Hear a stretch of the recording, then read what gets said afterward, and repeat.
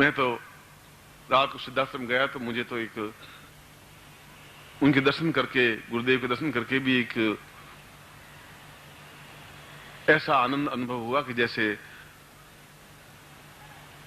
उसका कोई अर्थ नहीं है, कोई शब्द नहीं है मेरे पास में।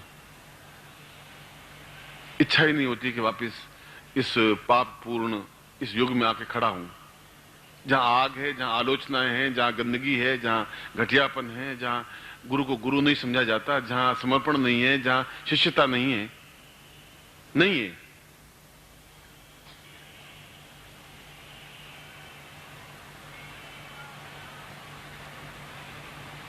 मगर फिर भी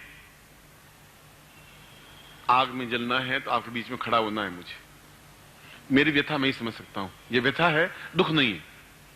और ये उससे ज्यादा व्यथा है कि मैं आपको समझा रहा हूं और आप समझने की कोशिश नहीं कर पा रहे हैं। ये व्यथा है। शंकराचार्य जब मृत्यु को प्राप्त होने लगे और उसके शिष्य ने उनको मार दिया।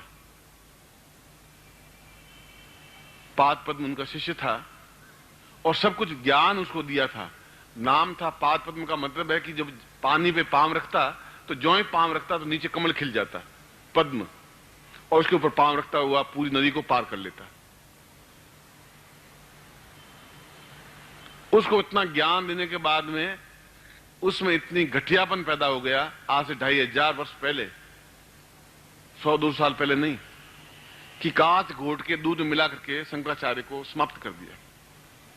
और मरते समय शंकराचार्य के मुंह से शब्द निकला कि शिष्य शब्द सबसे घटिया, ओछा और तुच्छ शब्द है। ये अंतिम शब्द थे उनके कि शिष्य शब्द सबसे घटिया, ओछा और तुच्छ शब्द है। ये गाली है शिष्य के लिए। इससे बड़ी गाली कुछ नहीं हो सकती कि शिष्य जैसा कोई गंदा घटिया शब्द नहीं है। हजारों शब्द हैं, टट्टी है, पिसाब, ये शब्द भी हैं। सबसे गंदा शब्द है ये।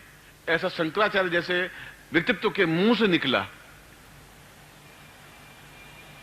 और हमारा लक्ष्य, मेरा लक्ष्य, उद्देश्य यह है कि उस आत्मा को शांति में दूं कि मैं उनको ये बता सकूं कि शिष्य शब्द इतना घटिया नहीं है, शिष्य शब्द बहुत ऊंचा है, अच्छे शिष्य बना के दिखा सकूं। बस ये शब्द है।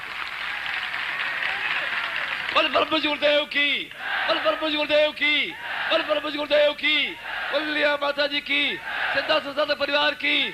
हर हर महादेव।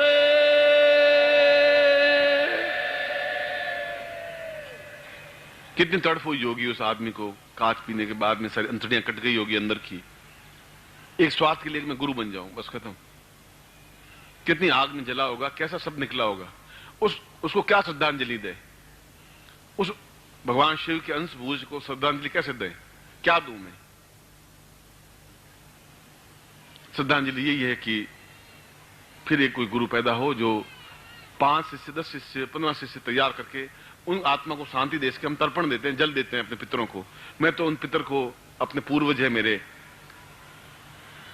ऋषि हैं, जो उनके मुंह से एक शब्द निकला है शिष्य के लिए, उसको धो देना चाहता हूं, बता देना चाहता हूं। शिष्य भी अपने आप में पूर्ण समर्पित हो सकते हैं, पूर्ण गुरु के तनाव को झेल सकते हैं, गुरु को तनाव नहीं हो, पूरी सेवा में रत रह सकते हैं, ऐसे शिष्य बन सकते हैं।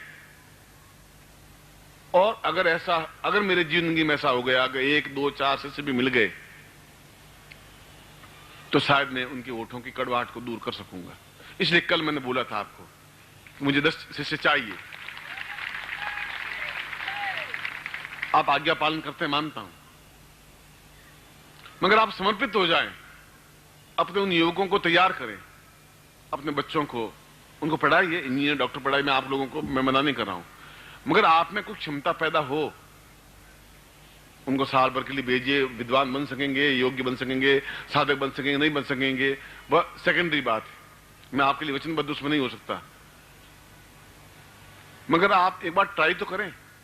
कुछ युवक खुद खड़े हों कि मैं आपके साथ में हूं।